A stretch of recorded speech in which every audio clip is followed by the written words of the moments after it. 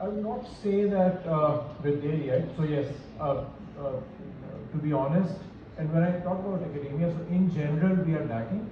So that's one area which we need to work on in terms of moving out of the classrooms, universities to the actual settings, and so there would be waves, there have been waves, and there would be new ones which we don't know yet. So that's the adaptability part that we have to design our programs around that to create people who are who have that to take on those challenges. And just to add in terms of earlier we were talking about the money drying up and certain startups, they did not live up to their expectations.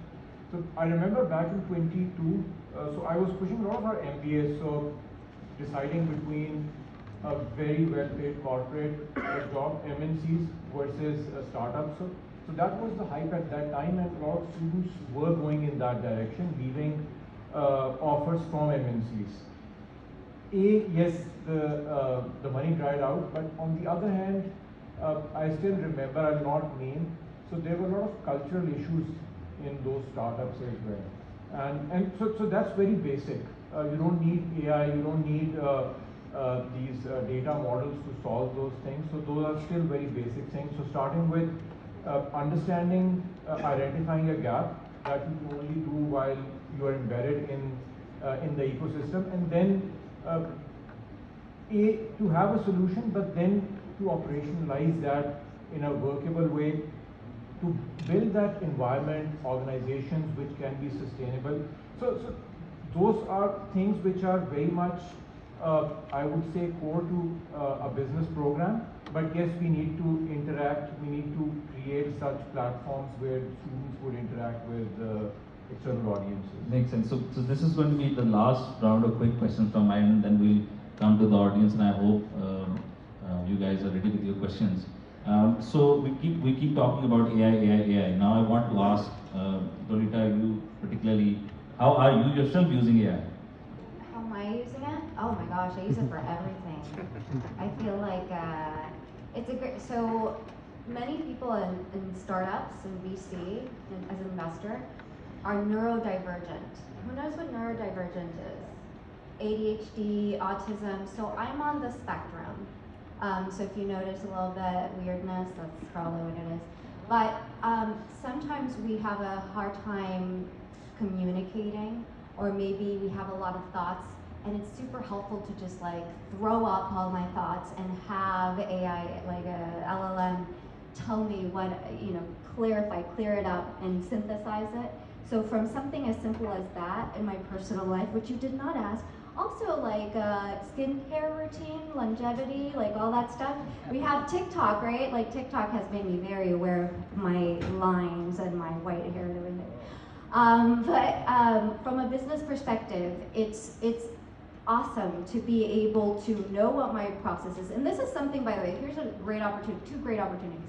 One is understanding what is the process that we run through and identifying, assessing, picking, supporting startups, which is the job of an investor. Tracking what are all of those tasks that you need to do sequentially, and building. You can start with bots or agents that are helping you with the different logistics or supply chain of venture capital. And so of course you still need a brain, right? Because LLMs, the weakness with LLMs, with AI, is that it only can tell you things based on information from the past. So this is where you, everybody has a unique advantage, because we're living in the present. I mean, if you've ever like put in a query about something, like, hey, what's the latest and greatest on this? And like ChatGPT doesn't even know what year you're in. Like it could do math and statistics, but like it can't. So you have an edge on, okay, so Yes, sure, if you want retroactively assess things, sure, but you need to be able to, maybe you can use that to synthesize and shorten your process because we do need to do due diligence, but then you apply your area of expertise, your knowledge, and so you're actually applying the brain power and delegating all those not as exciting things to technology. But it doesn't necessarily have to be AI. Sometimes it's easier to just program something, use Zapier or whatever, because it is very costly to use AI. So while we are leveraging technology as we go, the question always remains, what is the problem, how are we solving it, and how do we do it with less? Lowest cost, highest, or lowest lift, or highest lift, lowest cost. There you go, that's my ADHD brain there.